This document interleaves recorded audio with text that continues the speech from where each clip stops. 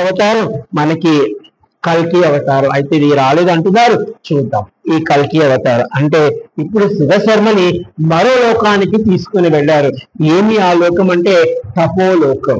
మనం ఇప్పుడు రెండు లోకాలు చెప్పుకున్నాం, ఒకటి మహర్లోకం చెప్పుకున్నాం, రెండు జనలోకం చెప్పుకున్నాం. చూడండి తపోలోకం అంటే క్షమించాలి, ఈయన ఇంత సర్వోత్తములైనటువంటి బ్రాహ్మణుడికి ఇన్ని లోకాలు ఉన్నాయి, ఇక మన పరిస్థితి ఆలోచించుకోవాలి. అంటే ఈ తపోలోకంలో ఎవరుంటారు? ఈ తపోలోకంలో ఎవరైతే ఇంద్రియాలను జయించి పంచకర్మల ద్వారా స్థితికారకులైన విష్ణువును ప్రసన్నం చేసుకుంటారో వారికి ఈ లోకం ప్రవేశం. అంటే మన పంచేంద్రియాలు, మన కళ్ళు, ముక్కు, చెవులు, నోరు, వీటితో మనం పంచకర్మలు చేస్తాము. అంటే ఈ కర్మలు చేయడం వల్ల మనము ఈ రోజు చూడకూడనివి చూసామనుకోండి, వినకూడని విన్నామనుకోండి, ఇంకొక జన్మలో ఇంకొక కర్మను పుచ్చుకున్నట్టు. అందుకే ఈ యొక్క మునీశ్వరులు తపస్సు చేసుకునే వాళ్ళందరూ అడవికి వెళ్ళేది. వాళ్ళు పాపం పని లేక లేకపోతే మన పక్కన కూర్చొని తపస్సు చేసుకుంటారు. కానీ మనం చక్కటి పులిహోర చేసి వాళ్ళ పక్కన పెట్టామనుకోండి, వాళ్ళ తపస్సు భంగం అయిపోతుంది. ఒకనొక సందర్భంలో హైదరాబాద్ లో మేము ఒక గణపతిని పెట్టాము. గణపతిని పెట్టే ఒక 20 కేజీలు పులిహోర చేయించాము. ఎవరో మా మల్లేశ్వరి లాంటి ఒక ఆమె ఎక్కడి నుంచో వచ్చిందంటే మాకు తెలిసినానే, ఆమె వచ్చి దీనిలో కొంచెం ఏదో తక్కువైంది అనింది. ఆమె 20 అడుగులు దూరంగానే ఉంది. ఆవిడ ఏం తక్కువైందంటే కొంచెం ఇంగువ ఏదో జీలకర్ర వేస్తే బాగుంటుంది అంటే ఆ వాసన బట్టి పెట్టేసింది ఆవిడ.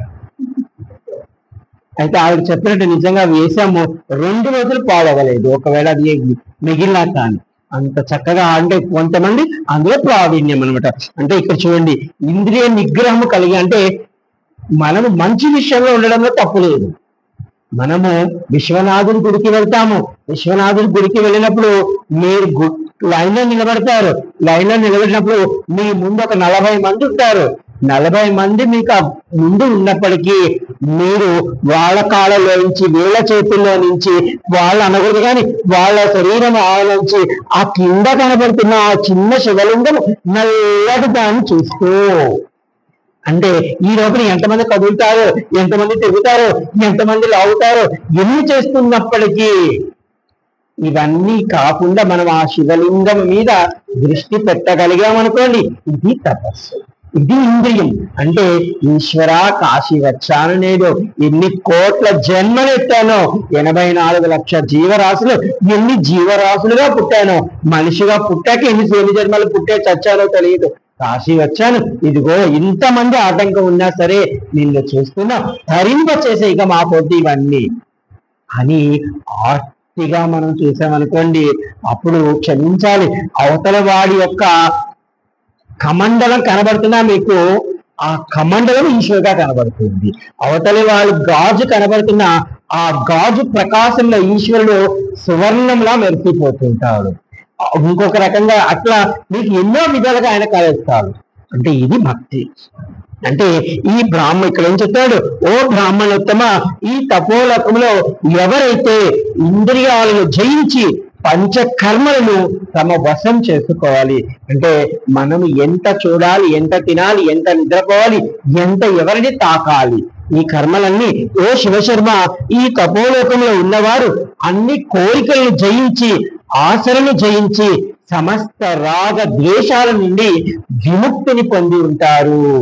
చూడండి, సాక్షాత్ సత్యవతి భామకి సత్యవతి ఈ యొక్క వ్యాసుడు పుట్టిన వెంటనే అంటుంది, నాయన పుత్ర అనగానే, అమ్మ నువ్వు అమ్మవు కాదు, నేను నీ పుత్రుడి కాదు, నన్ను మళ్ళీ ఈ రాగబంధాలలో ఇరికిచ్చకు, నేను తపోభూమికి వెళ్ళిపోతున్నాను. చూడండి, బ్రహ్మదేవుడికి 4 కూడా పిల్లలు పెడతారు. వాళ్ళు కూడా అంటారు, నాయన నాకు సహాయం చేయండి సృష్టి రచనలు అంటే, తెల్లవాడి మా నాన్నగారండి మేము వెళుతున్నాం తపోభూమికి, తనకాదని అదేగా చేస్తారు. అంటే చూడండి, వీళ్ళు రాగ ద్వేషాలకు అంటే వీళ్ళు పుట్టుకతోని మనకి కూడా మన పిల్లలు చూడండి, ఎవరో చెప్పారు చక్కగా, మనకి పుట్టిన పిల్లలట మనం కూడా అనుకుంటాం, అది మనకు కూడా ఉంటుంది. ఇప్పుడు మనకి ఒక కొడుకు పుట్టాడు అనుకుందాం, ఆ కొడుకు పుట్టిన ఒక 5 సంవత్సరాలకు మా అమ్మ మా నాన్న చాలా మంచివాళ్ళు అంటాడు వాడు. ఒక 10 సంవత్సరాలు వచ్చేవాడికి మా అమ్మ మా నాన్నే నా లోకం అంటాడు. 15 సంవత్సరాల వాడికి మా అమ్మ మా నాన్నకి సరిగా కొన్ని విషయాలు తెలియదు, కాలంతో వాళ్ళు మారలేదు అంటాడు. ఇంకొక 20 ఏళ్ళకి పోయేటప్పటికి నీకేం తెలుగుతామన్నాడు, అంటాడు.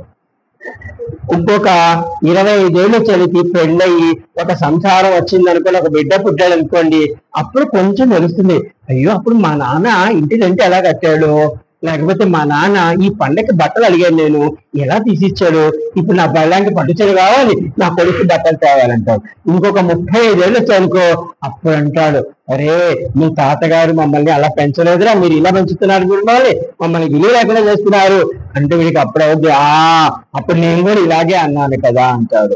అప్పుడు ఇంకొక 45 ఏళ్ళు వచ్చేటప్పటికి అప్పుడు అనుకుంటాడు, నాన్నగారండి అమ్మగారండి మీరు మీ కాలంలో ఎలా చేయగలిగారు, దింపులైతే చేయలేకపోతున్నారు. ఇప్పుడు అందరూ అదే అనేది, అప్పట్లో 15 మందిని అనేవాళ్ళు, ఇప్పుడు ఒక్కనే కనడానికి భయపడుతున్నారు, ఇప్పుడు పెళ్లిలే వద్దనేస్తున్నారు.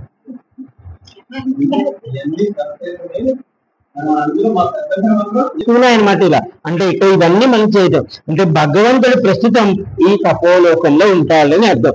భూమండలంపై క్రమబద్ధముగా ధర్మాన్ని లేకుండా ఉన్నట్లయితే ధర్మాన్ని రక్షించడం కోసం వాళ్ళ అవతారాన్ని పుచ్చుకొని వస్తారట.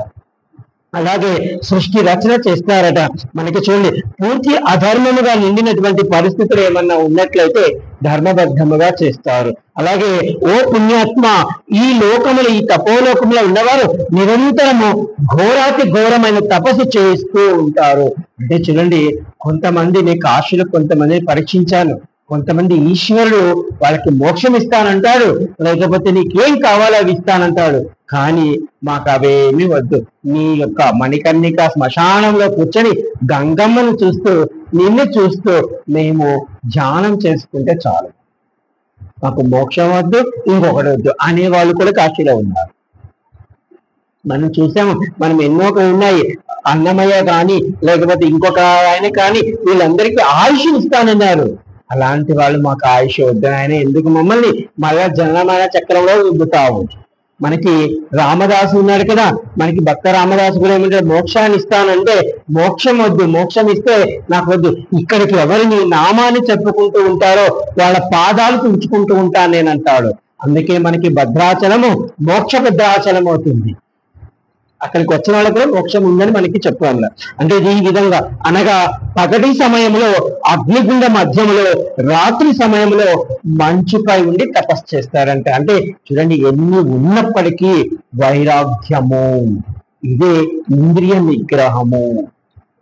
అంటే అగ్నిలో అంటే పగటి సమయంలో ఏసీ వేసుకొని పడుకోకుండా మంచి అగ్నిహోత్తరంలో కూర్చొని తపస్సు చేస్తారట. రాత్రి సమయంలో మనకి వేడి కావాలి, అటువంటి దానిలో మంచు మీద కూర్చుని తపస్సు చేస్తారు. ఈ తపోబలంలో నివసించే వారు దాహం వేసింది అనుకోండి, గరిక చివర ఉన్నటువంటి నీటిని మాత్రమే తాగుతారట. మనం ఎండకి వెళ్ళొచ్చాం అనుకోండి, దాహం వేస్తే గబగబ 1 లీటర్ నీళ్ళు తాగేస్తాము. కానీ వీళ్ళకి దాహం వేస్తే గరిక చివరల ఎంత నీళ్ళు అయితే పడతాయో ఆ నీళ్ళని మాత్రమే పుచ్చుకుంటాయంట. అంటే మనకు ఒకటి చెప్తుంది, మనకి కాని సంపాదన, మనకి కాని సుఖాన్ని మనం అనుభవించడం అంటే మరో జన్మలో దాన్ని వేరొకరికి ఇవ్వడానికి పుడతాము. ఇది అనమాట. ఓ ధర్మాత్మ, ఈ తపోలోకంలో ఉన్నవారు ఆకలి వేసినప్పుడు వాయు భక్షణ చేస్తారు. అంటే మనం ప్రాణాయామం చేస్తాం కదా, మనం ఒక ముక్కును మూసుకొని ఇంకో ముక్కులో నుంచి గాలిని పీల్చుకుంటాం, మళ్ళా ఇంకొక ముక్కు మూసి ఆ గాలిని వదులుతాం. అంటే మనము ప్రయత్నించి చేయగలిగితే ఒక ముక్కు నుంచి గాలి లోపలికి పీల్చుకునే సమయము 5 నిమిషాల వరకు చేయవచ్చు, వదిలేదు ఒక 5 నిమిషాల వరకు చేయొచ్చు. కానీ వీళ్ళు చెప్తారు వినండి ఇప్పుడు, ఓ ధర్మాత్మ, ఈ తపోలోకంలో ఉన్నవారు తమ తమ పాదాల వేళ్ల మీద నిలబడి ఉంటారట. అంటే పూర్తిగా భూమి మీద కూడా నిలబడరు, ఏమో పూర్తిగా భూమి మీద నిలబడితే భూమికి భారం అవుతుంది అన్నట్టుగా వాళ్ళు అలా ఉంటారు. ఓ శివశర్మ, ఈ తపోలోకంలో ఉన్న వాళ్ళు ఒక ఋతు సమయంలో ఒక శ్వాసని పీల్చుకుంటారట. అంటే మనకి సంవత్సరానికి 6 ఋతువులు ఉన్నాయి. అంటే ఒక 2 నెలల సమయంలో ఒక ముక్కులో నుంచి ఒక గాలి పొరని పీల్చుకుంటారు లోపల. ఇంకొక 2 నెలల్లో ఆ పీల్చుకున్నటువంటి గాలిని ఇంకొక ముక్కులో నుంచి వదులుతారు. అంటే మన ప్రాణాయామం చేసేది ఇలా చేస్తారు. అంటే వాళ్ళకి 4 నెలలు ఒక శ్వాస, ఒక నిశ్వాస. మరియు ఒక ఋతు సమయంలో శ్వాసను వదిలిపెడతారు. అనగా ఈ తపోలోకంలో ఉన్న వాళ్ళు ఇప్పుడు నేను చెప్పినట్టు 6 నెలలలో 4 నెలలు ఒక్కసారి గాలి పీల్చుకోవడం, వదలడం. ఎందుకంటే మనం గాలి పీల్చుకొని వదిలే దాని మీదే మన ఆయుష్ ఆధారపడి ఉంటుంది. అందుకే ఋషులు అయిన వాళ్ళు ఈ వాయువుని బంధన చేస్తారు. వాళ్ళు అంటే ఈ తపోలోకంలో ఉన్నవారు 6 నెలలు ఉపవాసం చేస్తారు. మరో 6 నెలల అంటే 6 నెలలు ఉపవాసం చేసి కొంచెము గాలి పీల్చుకుంటారంట. మనలాగా మా సుజాతమ్మలాగా ఏమైనా పెట్టగలి తెలియదు అనమాట. అంటే ఒక గాలి 6 నెలలకు ఒకసారి గాలి పీల్చుకుంటారు. మరో 6 నెలల తర్వాత మళ్ళా వాయు భక్షణ చేస్తారు. ఈ విధంగా తపోలోకంలో ఉన్నవారు 1 సంవత్సరంలో ఒక్కసారి మాత్రమే కనురెప్ప వేస్తారట. సంవత్సరంలో ఒక్కసారి మాత్రమే కనురెప్ప వేస్తారంట. క్షమించండి మిమ్మల్ని అనలేదు. ఈ తపోలోకంలో ఉన్నవారు ఇలా ఎన్నో అంటే ఇవంతా ఏమిటంటే మన పంచేంద్రియ నిగ్రహం. అంటే ఈశ్వరుడు ఇవన్నీ నాకు ఇచ్చాడు. నిజంగా మనము మనది అనేది ఏదైనా ఉందనుకోండి, దాన్ని మీరు వద్దు అనుకున్నా మీ దగ్గరకు వస్తుంది. మనది కానీ మనం తీసుకున్నా, మనం ఎంత లాక్కున్నా ఒకవేళ కొంత సమయం వరకు ఉండవచ్చేమో, మళ్ళా అది ఈ జన్మలోనో వచ్చే జన్మలో మనం ఎవరికో ఇవ్వాల్సి వస్తుంది. అంటే క్షమించాలి. ఇప్పుడు ఒక తల్లిదండ్రులు బాగా కష్టపడతారు. ఒక 30 సంవత్సరాలు 40 సంవత్సరాలు కష్టపడి బిడ్డలకి ఒక 10 ఇల్లు ఏర్పరుస్తారు, ఒక కొంత కోట్ల డబ్బులు పెడతారు. పాపం వీళ్ళు రేపు రోగాన పడితే వాళ్ళు చూడరు. అంటే ఇప్పుడు వీళ్ళు ఎందుకు ఆ బిడ్డలకి అంత సంపాదించి ఇచ్చారని వెనక వెళ్ళి మీరు సున్నితంగా ప్రశ్నిస్తే పూర్వజన్మలో వాళ్ళ బాకీ ఉండదు. బాకీ అసలు బిడ్డ రూపంలో వచ్చారు. అంటే వేరే వాళ్ళకి సంపాదించి ఇవ్వరు కదా. ఇందాక నేను చెప్పాను, కాలంలో పడిన బాడే మనం తీసేయాలి, వాడేడో మాకు తెలియదు, మన కాల వాసన అంటాం. అందుకని బిడ్డ రూపంలో ఇచ్చాడు ఈశ్వరుడు. బిడ్డ అంటే అంటే ఇక్కడ ఒక బంధాన్ని పెడతాడు, ఒక ప్రేమని పెడతాడు, ఒక మోహాన్ని పెడతాడు. ద్రోణాచార్యుడు కూడా అంతే కదా, ఆ మోహంలో పడిపోయాడు బిడ్డ అనే దానిలో. ఇలా చెప్పాడు. అయితే మళ్ళా ఇక్కడ నుంచి ఈ యొక్క శివశర్మను సత్యలోక